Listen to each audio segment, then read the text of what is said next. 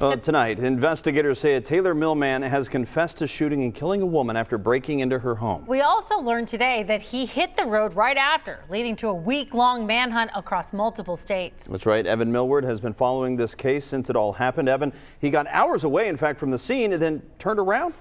Yeah, investigators now say Shannon Vince Gilday was trying to go back to the Madison County mansion that he's accused of invading and shooting up when a deputy picked him up near I-75 in Richmond last week.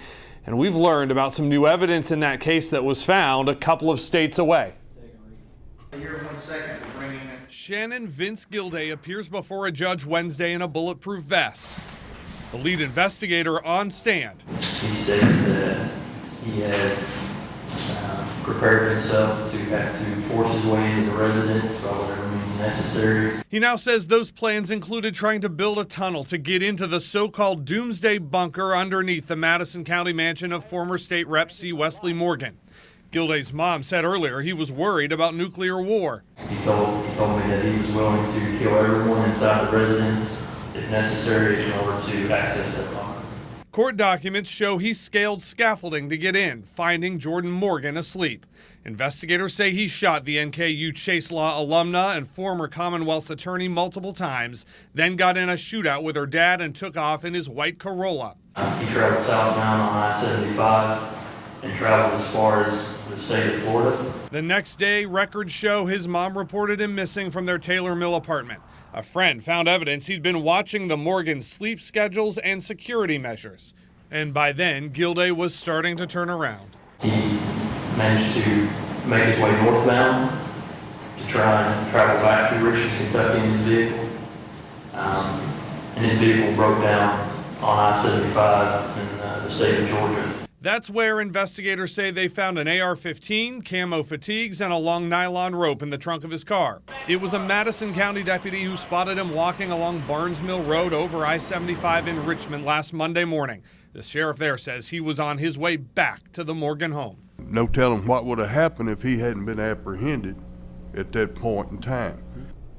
A search warrant shows that friend back in Taylor Mill told police Gilday had a history of, quote, psychotic problems and had recently been dishonorably discharged from the Army, where we have confirmed he was a private until October 2019. Still plenty to learn as this case now heads to a grand jury, Tanya. All right, Evan, thanks so much. We are learning new details about a deadly shooting in Clinton County. Deputies say the February 19th shooting stemmed from a Facebook marketplace, meetup.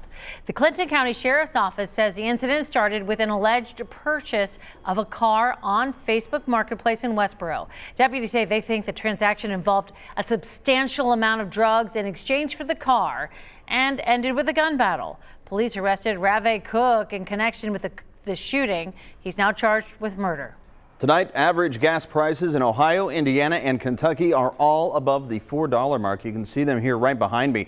This all according to AAA here. The national average price of gas right now is sitting right at $4.25. This comes after the U.S. banned Russian oil imports due to the war on Ukraine. Gas prices don't seem to be dropping anytime soon, and there is still a lot of concern about these historic levels and how they'll affect us financially down the road.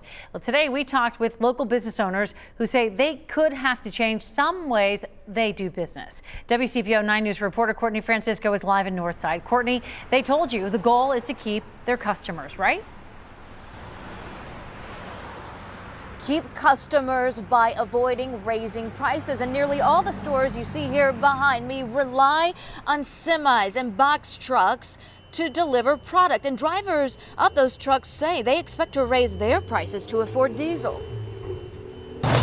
Deliveries could cost local shops more than ever as fuel prices hit historic highs, and Richard Shaper is preparing. It's absolutely going to be more challenging for us. His pharmacy relies on semis and box trucks for medical deliveries. And trucking companies and independent drivers tell us they will start raising their prices to keep up with the pump. It'll be passed on to the customer, the consumer ultimately. Down the street at Northside Ship It. We've had one instance where one of our deliverers charged a one-time surcharge just for refueling their delivery trucks. Managers there say they're limiting how much they rely on large-scale deliveries. We try and buy things as strategically as possible so it doesn't upcharge the customer in the long run. Northside Hardware receives deliveries from 2 trucks a week and is preparing to hear drivers raise the price. We are bracing to see it go up. Hopefully that does not happen in the way that everything is going on with the world. But, if it does happen, you just got to take it as it is and, keep your nose up and just keep going. Plus, workers make runs with their own fleet of pickups. Thank you. You're welcome. And back at the pharmacy, Shaper's team delivers to individual customers and clinics. And the owner said he may have to consolidate deliveries. We're not going to be able to go to the same house, 3 times in 1 week. It's going to have to be, people are going to have to help us keep them all together, and they'll get, all one delivery all in 1 week, and that'll be it, unless there's an emergency. And business owners say it could take weeks or months before contracts catch up with fuel prices and you notice the increase in price in the stores. Reporting live in Northside, Courtney Francisco, WCPL 9 News. Courtney, thanks so much. Ohio Governor Mike DeWine tells me he doesn't know if the State Department will allow Ukrainian refugees into the country or when, but he wants to be ready. The governor will hold a summit of refugee organizations next week so that when refugees are allowed to come, their transition will be as smooth as possible. Listen. We just thought it was good to get ahead of the game, to be ready. I know there's a lot of people that want to help, and we want to kind of channel that energy in a way that people really understand how this will work when it starts. And we don't really know when it will start. There are an estimated 80,000 Ukrainian Americans in the Buckeye State, mostly in the Parma and Toledo areas. One of the 9 organizations that will be part of the Governor's Summit is Catholic Charities of Southwest Ohio. Changes could be coming to the Delhi skirt game, a more than 40-year-old tradition here where men play softball in women's clothing. The fundraiser helps raise money for families on the west side that just may need some extra help, right? But the dresses that you see in that video may soon have to go. Whitney Miller live in Delhi tonight, where township trustees are currently meeting. What'd you know, Whitney? Well, is the attire insensitive or not? That's the question that needs to be answered. And I spoke with someone on the game committee earlier today briefly who said they haven't even had a chance to sit down and talk about some of these concerns that were brought to the township about the game. But either way, it is a conversation boiling over online between those who are for and against any type of changes. Well, the skirt game I grew up going to, my entire life. For as long as Lawrence Braden can remember, his family has been spectators at the Delhi skirt game. Somewhere around when I was a teenager, my dad started playing it. The township has put on the event for 40 plus years. Men dress up like women and play softball for charity. The preparation, dressing dad up in costumes, it was an all around good time. Coming up with ideas, because they had themes like movie stars. And one year, Lawrence's dad dressed up like Katharine Hepburn. All the money raised goes to families in the community. Since 1978, more than $1 million has been raised for families with special needs. I joined the military, went to Iraq. I was overseas. Dad got sick, and they fell in really hard times, and the skirt game helped them out. Recently, concerns about the theme of the game have come to light. Tuesday, the township wrote an open letter explaining why they want the game committee to evolve the theme away from men wearing women's clothing, a move Lawrence thinks is unnecessary. It's not a stab at anyone, or it's not mocking anyone that lives any certain type of life. It's, skirt games are a time-honored tradition. In the letter, township officials say discussions arose from residents, sponsors, and supporters about the theme being insensitive and offensive. Daniel Brown is a Delhi resident who attends the game and says he sees both sides and understands why a change is being requested. Everyone needs to realize the purpose of the event is to raise money for families in need. And if we can make slight changes to the event to bring more businesses together and to bring in more people from the community to feel more comfortable. And those slight changes, he says, should be simple. You can definitely still have a costume game and be respectful by making some changes and being more clear with the public. Now, it is important to remember that nothing at this moment is set in stone right now. There's a meeting that's happening with the trustees here behind me. And then tomorrow, the game committee is set to have a meeting at 7 o'clock. So we'll have to keep a lookout at what happens in those meetings. For now, reporting live in Delhi, Whitney Miller, WCPO 9 News. Thank you, Whitney. It is the first round of the Big East tournament right now, and Xavier is taking on Butler. The score is 54-51. Butler's got the lead. Xavier could get in the NCAA tournament even with a loss, but it is still up in the air. The winner plays top-seeded Providence. Still ahead, money supposed to go to minority contractors ends up in the pockets of Doug Evans. The I-Team is looking into why a fraud conviction isn't stopping him from getting government jobs. Parking changes are coming to one northern Kentucky city. Why some say the move is to benefit small businesses.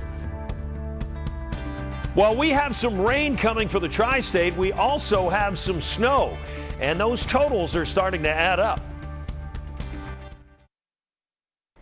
A fraud conviction has not stopped Evans Landscaping from collecting more than $400,000 from local government agencies in the past 3 years. The money was used for work contracts and items such as mulch and gravel. And in 2018, a jury convicted Evans Landscaping and owner Doug Evans of defrauding the city of Cincinnati and the state of Ohio. Investigative reporter Paula Christian explains why Evans is still winning government contracts here locally.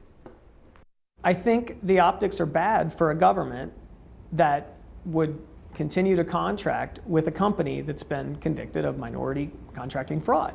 Tom Hodges is a lawyer who specializes in local government. He has no direct knowledge of the Evans Landscaping case, but he does know the rules for handing out government contracts. Company convictions are not very common. A jury convicted Doug Evans of setting up a shell company with an African-American employee as the figurehead in order to win millions in government jobs. That work was supposed to go to minority and small business contractors. The name of the shell company was Ergon Site Construction, which federal prosecutors say could be rearranged to form the word Negro. Ergon was not independently owned and controlled by Mr. Jordan. Everything about what Ergon did was owned and controlled and for the benefit of Evans. Then U.S. Attorney Ben Glassman said he hoped the Evans case would serve as a deterrent. Prosecutors wanted Evans banned from all public work for 3 years. But Judge Michael Barrett refused. So Evans can and has legally performed work for Hamilton County, Newtown, Union Township, Forest Hill Schools, and the Kenton County Airport Board since then. From snow removal to demolitions. We reached out to Evans for comment, but got no response. I got these government contracts and vendor payments through public records requests. The total is $430,000 in 3 years. Why do some local governments still do business with Evans? I asked them. A spokesman for Hamilton County, which gave Evans a $65,000 demolition contract in 2020, says, quote, the county examined its bidding criteria at the time and determined that the bid must be awarded to Evans. However, we are actively evaluating all options for addressing these issues in the future. State law requires local governments to take the lowest and the best bid. Hodges says it's up to each government agency to define what best is. I think protecting its own taxpayers, perhaps, is probably the best reason why a government would want to, look closely at a bid, from a contractor in those circumstances, even if it were the lowest. The city of Cincinnati has not awarded any contracts to Evans since his conviction. A spokesman says the city, quote, would consider the criminal conviction of Evans Landscaping and its owners or executives if it sought a contract with the city in the future. But Hodges says some taxpayers may only care about price. I think there's a good portion of taxpayers that would say if they can get it done the cheapest, that's all we care about. Paula Christian, WCPO 9 I-Team. And if you would like to know which government agencies are spending money with Evans and how much, you can check out Paula's digital story on WCPO.com. Well, if you park around Covington, there's some changes coming. The city is going to start enforcing parking meters on evenings and Saturdays, all to protect on-street spots for small businesses. The new hours are 8 a.m. to 9 p.m. Monday through Saturday. Want to show you through our roof cam. Oh, this. cool. All right, isn't that lovely? Great shot. Looks the warm. sun, it's out there, which is really nice. It's 48 degrees, and Clearly, we're going to have great weather then as we go through the next few days. but it's not even dark yet. I know. It's gonna not be good. These are the jokes. No, it folks. is good. These No, are it the is jokes. good. You know, for For guys like who? myself. Yeah. Yeah. Job you know? security. Yeah, Keeps you busy. exactly Yeah. right. You know, take a look at this graphic, guys. Okay. I just looked up some stats here. Obviously, we're talking about the snow. Everybody knows it's coming. We'll talk about the whole deal in a minute, but we've only had 11 inches of snow this year. 11 inches, that's it. We range anywhere from 22 to 24, and at this moment in time, we're nearly 10 inches as a deficit. You'll see we had 29 inches last year at this time. No, we'll make up a little of that, but just looks like a couple, maybe 3 inches worth in some of the heaviest locations. So let's talk about the nice weather we have. We've had temps right near 50 degrees, which is average, and right now we're still in the mid to upper 40s, 48 in Cincinnati, and you'll see the rest of the temps. Our radar is going to get a pretty good workout starting on Friday and then continuing through Saturday as well. But first and foremost, as I say, just some nice weather and clear skies generally right into your Thursday. We'll see mostly sunny skies, just some high clouds, and temperatures about the same, maybe even a few degrees above what we had today. Here's Friday morning. You'll notice some clouds starting to increase a little bit. And then we're going to see some rain at first into the afternoon because temperatures on Friday will be in the mid 50s in most spots. So you'll see the rain coming down here. Here's 3 o'clock. You'll see the time frame or time stamp behind me on that banner. Then as it moves across the area, we start to see some snow develop. Here's 9 o'clock at night, and we start to see that snow up through southeast Indiana, and it starts working across